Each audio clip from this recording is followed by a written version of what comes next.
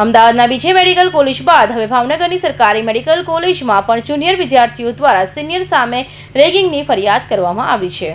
અમદાવાદની બીજે medical college બાદ હવે ભાવનગરની સરકારી મેડિકલ કોલેજમાં ઓર્થોપેડિક વિભાગના ફર્સ્ટ યરના 13 વિદ્યાર્થીઓ દ્વારા 6 સિનિયર વિદ્યાર્થીઓ સામે ફરિયાદ કરવામાં આવી છે। સિનિયર વિદ્યાર્થીઓ જુનિયર પાસે પૈસા માંગતા હોવાના અને મુર્ગો બનાવતા હોવાના આક્ષેપ કરાયા છે। જુનિયર વિદ્યાર્થીઓની ફરિયાદ બાદ એન્ટી રેગિંગ સ્ક્વોડ દ્વારા તપાસનો ઘમઘમાટ શરૂ કરવામાં આવ્યો છે। ફરિયાદી અને આરોપી વિદ્યાર્થીઓના નિવેદન લેવામાં આવ્યા છે। આ મામલે એન્ટી રેગિંગ કમિટી દ્વારા તપાસ કરી રિપોર્ટ પરત કરાશે, ત્યારબાદ જવાબદાર વિદ્યાર્થીઓ સામે કાર્યવાહી થઈ શકે છે। આ અંગે મેડિકલ કોલેજના ડીન ડોક્ટર ચિન્મય શાહે જણાવ્યું હતું કે 2 દિવસ પહેલા અમારી પાસે એક ઓનલાઈન ફરિયાદ આવી હતી। ઓર્થોપેડિક ફર્સ્ટ યરના 13 વિદ્યાર્થીઓએ ફરિયાદ કરી છે।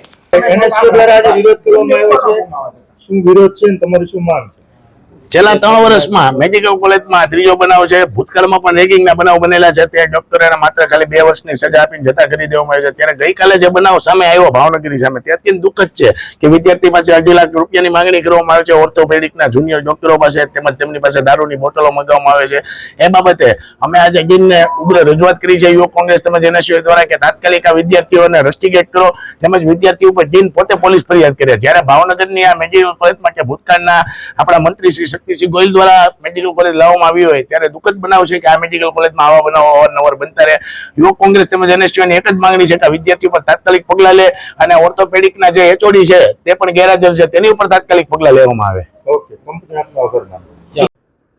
ગઈકાલે અને એના આગલા દિવસે બંને દિવસે અમારી પાસે જ્યારે ઓનલાઈન માહિતી આવી એટલે તરત જ એ બાબત નોંધ પર લઈ અને કારણ કે જે ઓનલાઈન ફરિયાદ આવી એમાં કોઈનું નામ નહોતું, પણ ફર્સ્ટ યર વિદ્યાર્થીઓ લખેલું હતું, એટલે દરેક વિદ્યાર્થીઓને નેશનલ મેડિકલ કમિશન અને સુપ્રીમ કોર્ટના નિયમ પ્રમાણે જે આ કોલેજનું એન્ટી રેગિંગ સ્ક્વોડ છે એના દ્વારા બોલાવવામાં આવેલા હતા અને એન્ટી રેગિંગ સ્ક્વોડના સભ્યોની સાથે ડીન અને એડિશનલ ડીન સાથે રહી અને દરેકે દરેક જે ફર્સ્ટ યરના વિદ્યાર્થીઓ છે એની ડિટેલમાં 3 થી 4 કલાક સુધી એમને ટૂંકમાં જે વાત કરવી હતી એ પૂરેપૂરી વાત સાંભળી છે। ત્યારબાદ જેમની ઉપર એ લોકોએ કથિત આરોપ મૂક્યા છે તેઓ સાથે પણ ગઈકાલે નિવેદન લેવામાં આવ્યા છે અને તેમને પણ પૂરેપૂરો જે કંઈ પણ એમણે રિપ્રેઝન્ટ કરવું છે એને રિપ્રેઝન્ટ કરવા માટેનો સમય આપ્યો છે અને ત્યારબાદ ફેકલ્ટીની મિટિંગ આજે ચાલુ છે। આજે પૂર્ણ થયા બાદ એનએમસીના નિયમ પ્રમાણે પહેલાં એન્ટી રેગિંગ સ્ક્વોડને કરવું પડે એટલે એ કર્યું છે। ત્યારબાદ એક અલગ કમિટી બનશે અને એ જે રિપોર્ટ આપશે કે ના આમાં રેગિંગનું તથ્ય દેખાય છે, ત્યારબાદ એન્ટી રેગિંગ કમિટી કે જેમાં આપના પણ એક સભ્ય છે જ એની મિટિંગ કરવામાં આવશે અને ફાઇનલ એન્ટી રેગિંગ કમિટી આ જે કંઈ પણ તથ્ય હશે એના બેઝ ઉપર નિર્ણય લેશે। કયા પ્રકારનું રેગિંગ કરવામાં આવ્યું છે? અત્યારે જે આક્ષેપ છે, આમ તો આજના મીડિયામાં બધું જે લખ્યું છે કે ભાઈ ઘણી બધી વાર લખાવવામાં આવે છે, આ બધા પ્રકારના આક્ષેપો કરવામાં આવ્યા છે। બીજા કેવા આક્ષેપ છે? કયા પ્રકારનું રેગિંગ થતું? એવી વાત છે કે 2.5 લાખ રૂપિયા લેવા એટલે આક્ષેપ છે। આપની પાસે જે ફરિયાદમાં આવ્યું છે તેમાં કયા પ્રકારના આક્ષેપ કર્યા છે? એટલે આક્ષેપમાં એવું લખ્યું છે કે બધો નાસ્તો કરીએ કે જમીએ એ બધાના પૈસા અમે આપીએ છીએ, ઉપરાંત અલગ અલગ ક્યારેય ગેટ ટુગેધર થતું હોય એ રીતના આક્ષેપ છે। અને જ્યારે કોઈ પણ એ લોકો કાર્ય કરતા હોય તો જે આપણે કેમ સ્કૂલમાં જે રીતે કહેતા કે 5 વાર 10 વાર લખજે એવી રીતે એમની પાસે લખાવવામાં આવતું હતું, એ પ્રકારના આક્ષેપ કરવામાં આવ્યા છે। સાહેબ, મુર્ગા બનાવવામાં આવતા હતા એવો આક્ષેપ છે, દારૂની બોટલો મંગાવવામાં આવતી હતી। આપણે ખાલી મસ્કરીમાં કરતા કે પછી સાચી રીતે કરતા? હે, એક પગે ઉભા રખાવતા એ મસ્કરીમાં કરતા કે સાચી રીતે કરતા?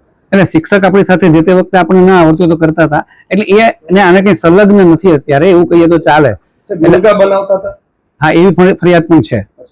તેના લઈને છે કેટલા વિદ્યાર્થીઓની હેલ્થ ઉપર અસર થઈ છે? આજે 13 લોકો છે, એટલે 13 વિદ્યાર્થીમાંથી અત્યારે જોઈએ કે 2 કે 1 વિદ્યાર્થી તો અત્યારે પણ નહોતો આવી શકેલો, કારણ કે જ્યારે મેં બોલાવ્યા ત્યારે એક વિભાગમાં એડમિટ હતો એવું, એટલે એની પણ અમે તપાસ કરી છે કે કયા કારણસર એને દાખલ કરવામાં આવેલ હતો। સર, દારૂની બોટલો મંગાવવામાં આવતી હતી મોંઘી ફરિયાદમાં લખ્યું છે એમણે એવું।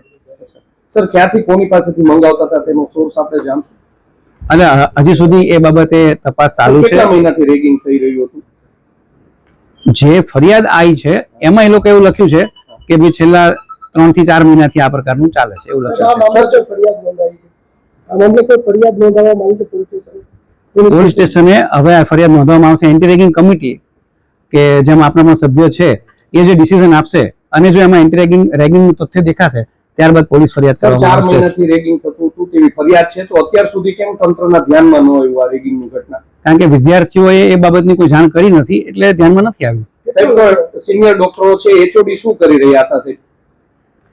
તેઓ એચઓડી સાથે વાત કરે એ બાબતની અમે રજૂઆત કરેલી છે કે તમને એવું લાગે તો આપ એચઓડી ને પણ રજૂઆત કરો. સાહેબ, આપે એચઓડી ને મેમો આપ્યો, એ દિવસે એચઓડી એ વોટ્સએપના ગ્રુપમાં મેમો મૂક્યો, તે દિવસે સાંજે 4 વાગે ફરી વખત મુર્ગા બનાવવામાં આવ્યા છે. આટલી હિંમત કેમ થાય છે સાહેબ આ લોકોની? એચઓડી ને મેમો સાહેબ, વિદ્યાર્થીઓ સાથે અમારે વાત થઈ છે, અમારી પાસે તમામ પુરાવા છે, બધી જ વસ્તુ છે. વિદ્યાર્થીઓ અમને કીધું છે એ જ દિવસે ફરી 4 વાગે છે તે મુર્ગા બનાવ્યા છે. એ બાબતની તપાસ કરીશું. જુનિયર તબીબીઓ સાથે રૂવાડા ઊભા કરી દે તેવું રેગિંગ. ભાવનગર સિટી હોસ્પિટલના ટ્રોમા સેન્ટર બિલ્ડિંગમાં બનેલી રેગિંગના ચકચારી ઘટનામાં નામ ન આપવાની શરતે અમાનવીય ત્રાસનો ભોગ બનનાર પ્રથમ વર્ષના જુનિયર તબીબીએ બીજા વર્ષના 6 તબીબી વિદ્યાર્થીઓ દ્વારા અપાતી રૂવાડા ઊભા કરી દે તેવી તાલિબાની સજા વણવી હતી, જેમાં દર મહિને 2.5 લાખ પડાવતા, દારૂની બોટલો મંગાવતા, કુકડા બનાવતા, ટ્રોમા સેન્ટરની બહાર નીકળવા દેવા, જમવા અને સુવાના સમય નહીં આપવા, એક્સરે વિભાગમાં લેડ એપ્રેન નહીં પહેરવા દેવા, આખી રાત એક પગે ઊભા રહેવા, છેલ્લા 15 દિવસ સુધી નાહવા સુધરા નહીં દેવા જેવી તાલિબાનની સજા આપતી હોવાની આપવીતી મળવી હતી. આખરે હિંમત કેળવી તેઓએ લેખિત ફરિયાદ કરી હોવાનું જણાવી દોષિતોને આકરી સજા થાય તેવી લાગણી અને માંગણી વ્યક્ત કરી હતી. ઓર્થોપેડિક વિભાગના પ્રથમ વર્ષના 13 વિદ્યાર્થીઓએ ફરિયાદ કરી છે, જેમાં તેઓએ મુર્ગા બનાવતા હોવાના, અલગ અલગ ઇવેન્ટ માટે ખર્ચ કરાવતા હોવાના ઉલ્લેખ છે. ફિરોઝ મલેક, ભાવનગર.